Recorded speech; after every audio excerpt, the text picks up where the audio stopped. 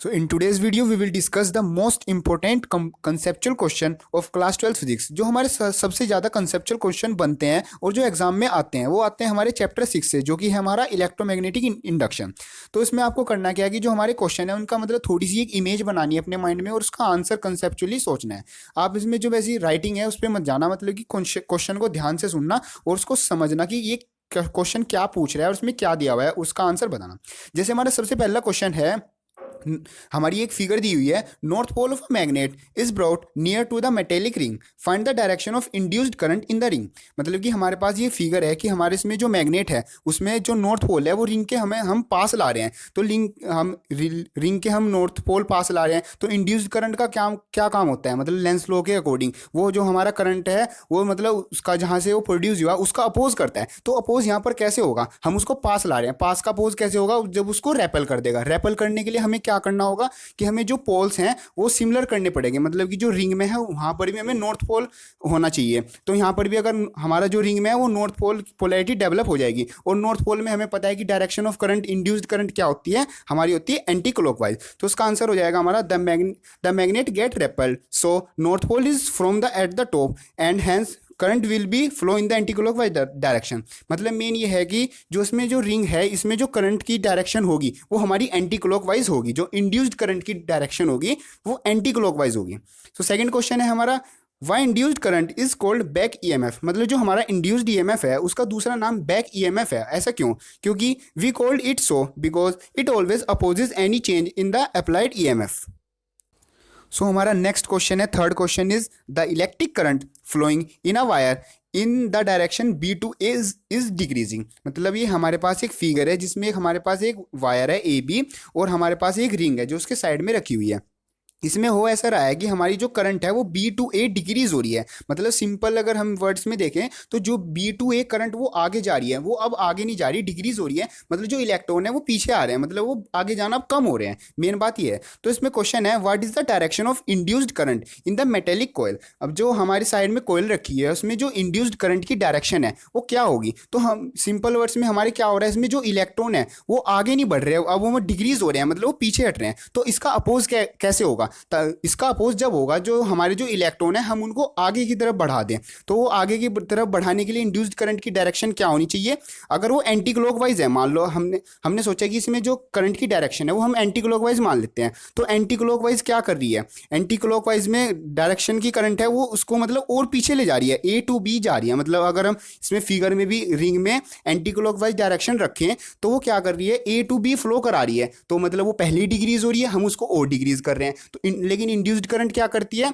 Oppose करती है। Oppose कैसे होगा, ताकि हम जो इलेक्ट्रॉन है उनका अपोजिट डायरेक्शन में चले जाएं, मतलब वो पीछे हो रहे हैं, डिक्रीज हो रही है करंट फ्रॉम बी टू ए, हम उनको आगे बढ़ा दें। तो आगे बढ़ाने के लिए हमें डायरेक्शन कौन सी होगी, हमारी होगी क्लॉकवाइज डायरेक्शन। अब हम फिगर में देख ले, अगर जो हमारी रिंग है उसमें हम डायरेक्शन क्लॉकवाइज कर दें, क्लॉकवाइज डायरेक्शन हो रही है, आगे बढ़ रही है, मतलब हमारी जो करंट है इंड्यूस्ड करंट वो आगे की तरफ जा रही है, और हमारी जो मेन करंट है वो क्या हो रही है, बी टू ए डिक्रीज हो रही है। डिक्रीज मतलब वो आगे की तरफ कम जा रही है, अब पीछे ज़्यादा आ रही है, वो पीछे हट रही है। और रिंग में क्या करंट जा रही है हमारी क्लॉकवाइज, मतलब वो आगे की तरफ जा रही है। तो इस अपोज हो रहा है। और मेन हमारा लेंस लॉ का यही है कि जो हमारी इंड्यूस्ड करंट होती है वो मेन करंट का अपोज करती है। तो इसमें जो हमारी इंड्यूस्ड करंट की डायरेक्शन हो जाएगी रिंग में वो हो जाएगी हमारी क्लॉकवाइज।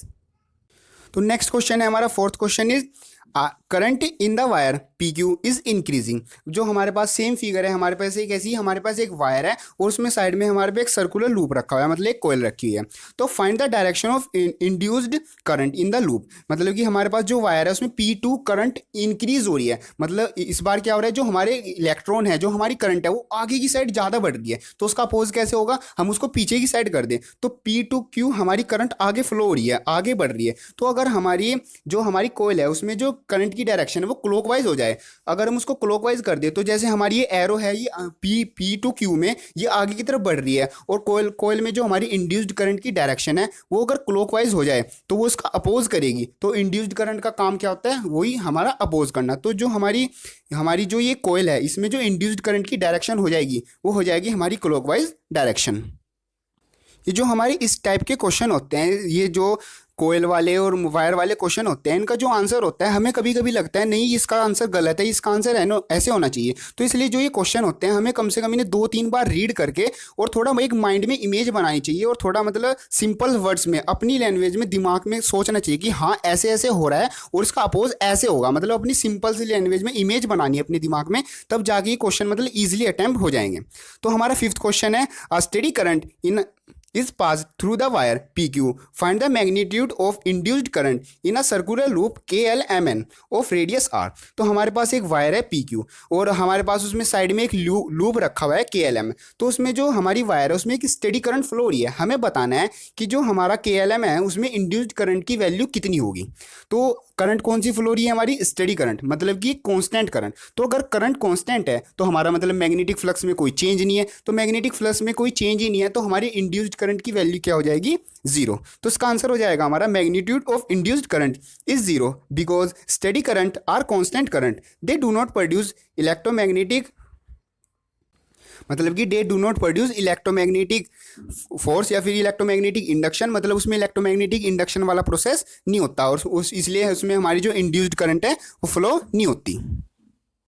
फिर नेक्स्ट क्वेश्चन है हमारा, इसमें एक फिगर दी हुई है, in the given figure magnet A moved away from the coil with a given speed and magnet B is moved towards the coil with the same speed. मतलब कि हमारे पास बीच में कोयल है, हमारे पास एक मैग्नेट ए है, उसमें जो नॉर्थ साइड है वो कोयल के पास में है, उसे तो हम दूर ले जा रहे हैं, और जो हमारी मैग्नेट बी है वो उसकी साइड भी नॉर्थ वाली साइड कोयल के पास में है, लेकिन हम उसको पास ला रहे हैं। तो इसमें हमें बताना है what is the induced EMF, जो हमारा कोयल है उसमें इंड्यूस्ड ईएमएफ कितना है। तो इसका जो आंसर है वो है मतलब जो इंड्यूस्ड ईएमएफ है कोयल में वो 0 है। ऐसा इसलिए क्योंकि हम अगर नॉर्थ पोल जो ए वाला है उसको दूर ले जा रहे हैं, दूर ले जाने का उसका मतलब अपोज कैसे होगा, ताकि यहाँ पर अट्रैक्शन हो जाए। अट्रैक्शन होने के लिए यहाँ पर जो कोयल है उसमें इस साइड ए वाली साइड कौन सी फेस, ए वाली साइड में कौन सी साइड करंट फ्लो होगा इंड्यूस्ड करंट, वो हो जाएगा हमारा साउथ वाली, साउथ वाली मतलब क्लॉकवाइज डायरेक्शन। तो ए के लिए तो हो जाएगा वो क्लॉकवाइज डायरेक्शन, लेकिन जो बी है बी में हम उसको पास ला रहे हैं, पास लाने का अपोज कैसे होगा ताकि उसमें रिपल्शन हो जाए। रिपल्शन के लिए हमें यहाँ पर सेम पोल लगाना पड़ेगा, मतलब कि जो बी वाली साइड है उसमें हो जाएगा हमारा नॉर्थ पोल, और नॉर्थ पोल मतलब जहाँ पर नॉर्थ साइड होता है उसमें करंट की डायरेक्शन क्या होती है कोयल में, वो हो जाएगी हमारी एंटी क्लॉकवाइज। तो इस साइड तो होगी हमारी क्लॉकवाइज और इस साइड हो गई हमारी एंटी क्लॉकवाइज, तो वो दोनों एक दूसरे को कैंसिल आउट कर देंगे, और जो हमारा नेट ईएमएफ इंड्यूस्ड ईएमएफ हो जाएगा कोयल में वो हो जाएगा हमारा 0। सो नेक्स्ट क्वेश्चन है हमारा, इसमें हमें एक ग्राफ दिया हुआ है between magnetic flux and current. तो इसमें क्वेश्चन है which of the flowing has larger value of self induction. अब जो हमारा सेल्फ इंडक्शन होता है उसका मतलब होता है L is equal to 5/I, मतलब कि 5 करंट। तो इसमें जो जिसका स्लोप ज़्यादा होगा उसके लिए हमारी सेल्फ इंडक्शन की वैल्यू ज़्यादा आएगी। तो इसमें हमारा स्लोप किसका ज़्यादा है, ए वाले मटेरियल का। तो इसमें जो ए हैज़ लार्जर वैल्यू, तो इसमें जो सेल्फ इंडक्शन की वैल्यू लार्ज हो जाएगी वो ए वाले मटेरियल के लिए हो जाएगी। तो नेक्स्ट क्वेश्चन है हमारा, इसमें हमें 2 फिगर दी हुई है, इसमें मैग्नेटिक फील्ड है और एक में हमारी मतलब रेक्टेंगल टाइप शेप वाला मतलब सरफेस, मतलब एक तरह से हमारा लूप है, और दूसरे में हमारा एक सर्कुलर लूप है, वो हमारे सेम वेलोसिटी से चल रहे हैं।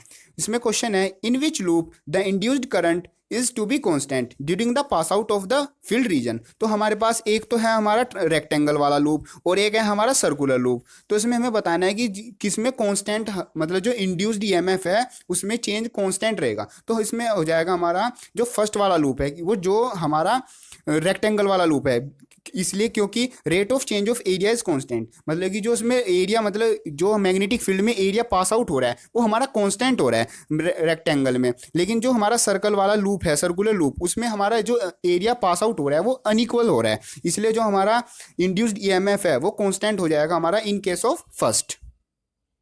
सो इस टाइप के क्वेश्चन हमारे एग्जाम्स में मतलब इस चैप्टर से कंसेप्चुअल क्वेश्चन इस टाइप के एग्जाम्स में आते हैं। बाकी इस चैप्टर से जो हमारे सेल्फ इंडक्शन है, म्यूचुअल इंडक्शन और एनर्जी इन इंडक्टर, इससे जो इनके डेरिवेशन है और इनसे जो न्यूमेरिकल है वो सबसे मोस्ट इंपॉर्टेंट टॉपिक्स हैं। एग्जाम में इन्हीं टॉपिक से मैक्सिमम क्वेश्चन आते हैं। तो एक हमारा लास्ट क्वेश्चन है, इस क्वेश्चन का आंसर आपको सब कमेंट बॉक्स में लिखना है। क्वेश्चन है हमारा in current is increasing from X to Y direction, find the direction of induced current in loop first and second. मतलब कि हमारी एक वायर है एक्स टू वाई, उसमें एक्स वाई एक वायर है, उसमें एक्स टू वाई करंट जो है वो इंक्रीज हो रही है, और हमारे पास 2 लूप हैं, एक है अपर साइड और दूसरा वाला है हमारा लोअर साइड। तो इसमें हमें जो अपर साइड और लोअर साइड वाले लूप हैं उसमें हमें इंड्यूस्ड करंट की डायरेक्शन बतानी है। तो इसका आंसर आप कमेंट बॉक्स करें, मैं वहाँ पर चेक कर लूँगा।